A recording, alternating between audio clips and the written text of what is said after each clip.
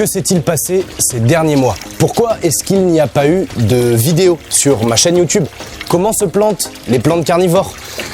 Quels ont été les aménagements, installations et améliorations qui ont été réalisés dans la serre? Et quand est-ce que ça sera possible de pouvoir visiter ma serre de production? C'est à ces questions auxquelles j'ai envie de vous répondre aujourd'hui dans cette vidéo. Restez bien jusqu'à la fin de la vidéo puisque j'ai une très grosse annonce à vous partager concernant la visite de ma serre de production. Et oui, vous aurez la possibilité de venir la visiter, de venir me rencontrer directement sur place à la planche, mais ça on en reparle en fin de vidéo. Bonjour à tous, avant tout heureux de vous retrouver sur cette chaîne YouTube. Avant de répondre à toutes ces questions, je voulais vous remercier. Pourquoi? Parce que vous me donnez énormément de boulot et c'est l'une des raisons de pourquoi est-ce qu'il n'y a pas eu de vidéo ces derniers temps. Il faut savoir que le printemps, lorsque l'on est producteur de plantes, de manière générale, c'est une période où on court partout, où on a des journées qui démarrent souvent assez tôt et qui se terminent également très tard, qui se terminent souvent à la lumière de la serre avec les spots lumineux qui sont installés dedans. Donc voilà pourquoi est-ce que quand on court à droite à gauche avec la préparation des colis en début de semaine, l'entretien rapide et l'arrosage des plantes en milieu de semaine, plus ensuite la fin de semaine où on charge le camion, on prépare les plantes. Enfin, d'abord on prépare les plantes pour partir en fête des plantes, on charge le camion, on prend la route et ensuite on a 2 jours pleins du coup de fête des plantes, puis ensuite le lundi redéballer le camion. Bref, c'est le mois d'avril, mai, juin, c'est clairement une période de l'année où c'est impossible. J'ai pas l'espace mental pour réaliser du contenu, pour pouvoir vous partager des astuces et conseils, mais bon, indirectement, je le fais en direct sur les fêtes des plantes et je tenais du coup à prendre ce temps pour vous remercier vraiment infiniment de tout le boulot que vous me donnez, que ce soit les centaines de commandes qui ont déjà été passées sur le site depuis le début de l'année. Là, on est au moment où je tourne, on est fin juillet, il y a quasiment plus de 1000 commandes qui ont été passées sur le site, ce qui est phénoménal. Je vous en remercie vraiment énormément. Grâce à toutes vos commandes, et aujourd'hui j'arrive du coup à vivre de ma passion et pour ça je voulais vous dire un géant merci. Également, ça m'a fait un plaisir monumental de vous avoir rencontré ou également vu et revu pour certains sur les fêtes des plantes cette année, que ce soit, alors je vais en oublier, mais il y a eu la Plaine-sur-Mer, il y a eu l'Asphodèle à La Roche-sur-Yon, il y a eu également le Bouscat en région bordelaise, il y a eu les portes ouvertes des pépinières Ripaud en Vendée, il y a eu également nos propres portes ouvertes où vous avez été également énormément à venir sur place. On reparlera rapidement des portes ouvertes. Il y a eu quoi d'autre comme fête des plantes? Il y a eu la Rochelle, bref, je vais en oublier, mais il y en a eu beaucoup et ça a été un plaisir fou de vous avoir vu et rencontré sur ces moments-là qui sont très intenses, où ça nous demande beaucoup d'énergie. Mais c'est aussi un peu le résultat de notre travail. On multiplie nos plantes tout l'automne, tout l'hiver, bref, on bosse un petit peu dans notre coin et du coup au printemps c'est là où on expose nos plantes et où du coup vous pouvez venir nous rencontrer, venir du coup choper des conseils sur la culture des plantes et vous êtes vraiment de plus en plus nombreux, je m'en rends compte. Les années précédentes, vous me preniez 1-2 plantes histoire de tester, et puis après 3-4. Là, vous êtes beaucoup à en avoir pris entre 8 et 10 pour réaliser et confectionner une tourbière. Et du coup, merci vraiment, c'est... Là, j'en parle après coup, mais heureusement que je tournais pas sur le moment parce que... on est souvent un peu vidé après une fête des plantes, c'est très énergivore, mais c'est toujours des moments qui sont hyper chargés en émotions parce que c'est vraiment c'est des choses qui se font en direct. Les échanges sont vraiment humains et c'est vraiment hyper cool. Donc voilà, merci à vous de venir à chaque fois aussi nombreux. Il y a d'autres fêtes des plantes qui vont arriver également cet automne 2024. Je vous mets le lien vers le site internet où vous pourrez retrouver les quelques fêtes des plantes où je serai présent sur du coup le reste de l'année 2024. Voilà, j'espère que vous comprendrez un petit peu mieux du coup ce qui s'est passé ces derniers temps avec les fêtes des plantes et de pourquoi est-ce qu'il n'y a pas eu beaucoup de vidéos, voire même, enfin pas du tout de vidéos malheureusement sur la chaîne.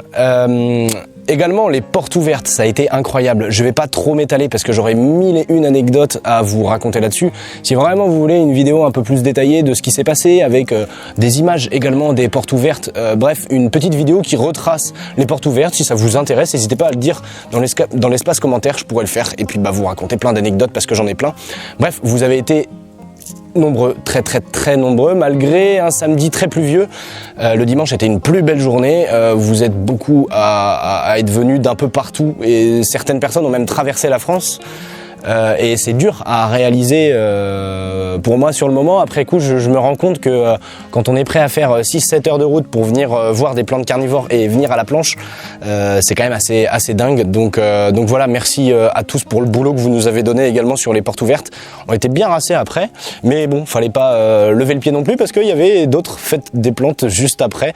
Donc voilà, merci pour tout ça et au plaisir, et j'espère continuer de pouvoir vous revoir sur les prochaines fêtes des plantes, les prochaines portes ouvertes et du coup très prochainement sur l'ouverture de ma serre de production. Voilà, c'est bon, on y est pour le tour 2024 estival de ma serre. On va aller voir tout ce qui a été réalisé, on va voir un petit peu à quoi ressemble la serre en ce moment, tout ce qui a été installé et donc vous montrer également un petit peu les différentes plantes. Donc déjà sur l'entrée, on va avoir de nouvelles cuves de récupération. Il n'y a plus qu'à finir d'installer et de recevoir les pièces pour finir ça, parce que comme vous le savez, des plantes carnivores, ça s'arrose énormément, on a besoin d'eau de pluie. Donc c'est l'une des choses qui est mise en place, c'est pouvoir récolter et stocker l'eau. Donc la petite partie avec les petits bacs tourbières à l'extérieur, il y en a d'autres au niveau du magasin là-bas. Bon, c'est un petit peu le chantier, c'est normal, c'est une serre de production, tout n'a pas été rangé simplement pour la vidéo, parce que le but c'est aussi de vous montrer un petit peu la réalité. Donc là ici, on a des nouvelles cuves qui ont été également installées, qui se remplissent automatiquement avec des pompes immergées qui sont dehors et qui du coup envoient l'eau directement. Donc là on a 5000 litres déjà de récupération, plus 2000 juste devant. Il y aura 4000 avec les autres cuves et ici on installera également encore d'autres cuves, histoire de pouvoir en récolter encore plus. Quelque chose d'autre qui a été revu un petit peu, c'est l'espace rempotage. Alors vous l'avez peut-être déjà vu, il y a toujours la bétonnière qui est fixée là-bas à une tablette. C'est histoire de gagner globalement beaucoup d'énergie au niveau de la préparation du mélange, des différents mélanges de substrats pour les plantes carnivores. On est allé chercher avec Ben qui tient aujourd'hui la caméra, qui m'aide pour de nombreuses choses cet été pour bricoler dans la serre et prendre un petit peu également de l'avance pour la saison précédente, histoire de commencer déjà à repiquer certaines plaques alvéolées. En gros, globalement, dès qu'il y a un bac au sol ou une tablette qui se libère de plantes parce qu'elles ont été commercialisées, qu'elles ont été vendues sur le site internet, les fêtes des plantes, etc.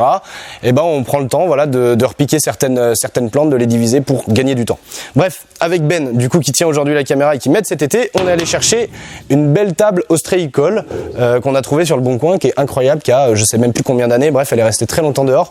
Donc celle-là, elle nous servira, je pense, elle est vraiment belle, elle nous servira, je pense, beaucoup cet automne. Donc là, on a toujours du coup les tablettes un petit peu presque comme c'était avant. Donc l'espace rempotage a été un petit peu revu, l'espace où on s'occupe des plantes carnivores. On a également refait l'espace de préparation de colis, parce que pareil, c'était un des plateaux en alu. Les plateaux en alu, ça nous sert pour la culture des carnivores, histoire d'avoir vraiment toujours les pieds dans l'eau. Donc il y avait des anciennes portes qui traînaient dans le fond de la serre qui m'ont été données. Donc on a bricolé ça, histoire d'avoir un espace à peu près un peu plus optimal pour préparer les colis, avec une table d'un côté et de l'autre, avec le gros tas de cartons. Avec le gros tas de cartons également au milieu et également juste avant qu'il commence à faire très chaud, on a installé le voile d'ombrage au-dessus du coup de cette partie là, où on a également le bassin qu'on ira voir juste après, mais également l'ombrage sur l'autre partie, parce qu'en ce moment où on tourne la vidéo, il fait déjà plus de 30 degrés dans la serre, ça se voit peut-être à mon front. C'était quelque chose qui était hyper important à faire, parce qu'au moins on peut préparer les colis à peu près à l'ombre et pas non plus suffoquer, même si ces derniers temps on s'est permis d'aller faire un petit plouf dans la cuve dans l'une des cuves de récupération d'eau, histoire de se rafraîchir un peu. Également, l'une des dernières bricoles de ces dernières semaines, ça a été de recréer ici un petit peu au niveau de la serre un espace un peu détente pour pouvoir manger, mais également parce que j'aime aussi les plantes de manière générale, comme on le voit, les fougères. On a également du coup installé un second bassin avec des poissons dedans, de nombreuses plantes, des petits Darlingtonia. On en parlera également dans une prochaine vidéo, la culture des Darlingtonia qui se portent correctement. Donc voilà, un espace plutôt sympa, mais on va pas trop s'étaler sur la partie bassin. Si ça vous intéresse, bah, de toute façon j'en ferai une vidéo pour vous présenter un petit peu tout ça, ce qui a été fait, le fait que ce premier bassin il a été installé il y a 1 an en pleine période de canicule à la base pour que juste on puisse se rafraîchir un petit peu dedans entre deux missions et entre deux activités au niveau du boulot. Il y a des petits poissons, il y a plein de choses sympas dont on parlera. J'ai envie de vous présenter tout ça. Donc voilà, pour l'espace un petit peu détente et sympa avec les bassins. On arrive dans le cœur du sujet avec toute la partie production. Donc avec notamment tout ce qui va être au sol dans les bacs en bois. Donc tout ce qui va être Sarracenia et du coup sur les tablettes. Alors ça c'est pas forcément une nouveauté, même s'il y a quelques nouvelles tablettes qui ont vu le jour ce printemps. Et on en a d'autres au fond qu'on va aller voir qui sont quasiment terminées d'être bricolées. Il y a juste à installer la bâche. Donc il y en a quelques autres qui ont vu le jour. Les plantes qui me restent actuellement, c'est pas forcément les plus développées, même si on a des petites choses sympas. Simplement parce que la saison, comme je vous l'expliquais, printanière est passée. Et donc bah il y a beaucoup de plantes qui ont été vendues. Donc voilà un petit peu ce qui me reste pour notamment l'automne et puis bah, pour le printemps 2025 du coup. Donc également une des nouveautés très importantes dont j'ai envie de vous parler.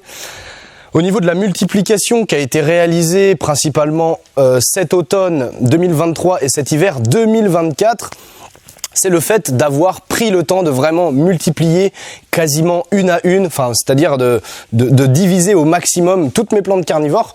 Tout ce qui était gros est quasiment prêt à être vendu, juste en attente de racinage. Ça a été placé dans des pots, dans mes fameux pots de 9 par 9, et tout le reste, tout ce qui était petit, que ce soit pour les Sarracenia, les Dionnées et certains Drosera, ce qui n'était pas encore prêt et qui demandait à grandir un petit peu, a été placé dans des plaques alvéolées. Donc là on s'en rend pas compte parce que il y a déjà quelques plaques alvéolées qui ont été rempotées, mais il y a déjà plus de 4000 plantes ici, là, dans toutes les plaques alvéolées. Ça représente 4000 plantes. Et donc, bah, ça sera rempoté cet automne ou cet hiver. Donc, la plupart des plantes carnivores qui avaient une taille suffisante pour être placées dans des plus gros pots ont déjà été rempotées, même s'il y en a certaines, comme par exemple cette Dionée-là, qui va bientôt avoir besoin d'être rempotée. Donc, ça sera le chantier de cet automne 2024. Donc, voilà l'une des améliorations. C'est beaucoup plus rapide et plus facile derrière de rempoter une motte plutôt que vraiment de diviser pour les Dionnées le bulbe et de rempoter le bulbe. C'est quand même du confort de gagner et également du temps derrière, et ce qui est très important, le temps. On va aller voir l'une des autres améliorations. Donc là, cette rangée de tablettes qu'il y a juste ici où vous avez les Dionnées, également cette rangée de tablettes où il y a la collection de Drosera et d'autres Drosera en production. Tout ça, c'est des nouvelles tablettes qui ont vu le jour du coup ces derniers temps. Et donc là ici, on a les dernières qui sont arrivées avec les rempotages de Dionnées fraîchement réalisés d'il y a quelques semaines. Et donc 4 nouvelles tablettes encore où ça va être probablement le boulot de demain, où on va installer du coup la bâche, histoire de pouvoir transvaser certaines plantes qui sont dans les bacs au sol, parce qu'il me reste encore quelques Drosera et quelques Dionnées dans les bacs en sol, qu'on va pouvoir du coup basculer sur les tablettes. On va aller voir également l'une des installations les plus importantes de l'année de cet hiver 2023-2024, qui est du coup la mise en place de la collection de Sarracenia en extérieur pour leur bien-être. Donc cet hiver, avec Florian de l'entreprise Fuchsia Delomo, on a décidé de réhabiliter cette ancienne, qui était anciennement une ombrière, mais qu'on a remis en ombrière pour la partie fuchsia des plantes du coup de Florian de Fuchsia Delomo.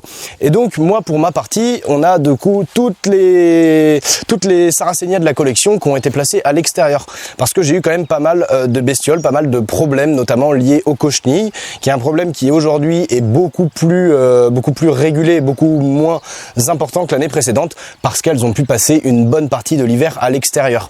Donc moi j'ai environ ici à peu près 100 mètres carrés avec les bacs, donc avec de la bâche à bassin, hein, toujours le même principe, et donc avec toute la collection de Sarracenia comme vous le voyez derrière, qui se porte très bien. Donc toutes les plantes que vous avez vues dans la serre de production et toute la collection de Sarracenia qui est juste derrière moi. Vous allez pouvoir venir les voir directement sur place, à la planche, à l'étang du Bois-Joli. Le code postal c'est 44 140. De toute façon, si vous tapez les Dents de la Terre, que ce soit sur Waze ou Google Maps, vous trouverez l'adresse exacte. Donc je vous donne rendez-vous le samedi 28 et le dimanche 29 septembre. Je vous donnerai plus de détails par la suite concernant un petit peu les détails techniques de ces journées où j'ouvre du coup mes portes. N'hésitez pas donc à réserver votre week-end, ça me fait un immense plaisir de savoir que voilà, j'ai enfin à peu près terminé de bricoler la serre et que je trouve qu'elle est enfin en capacité d'accueillir du public.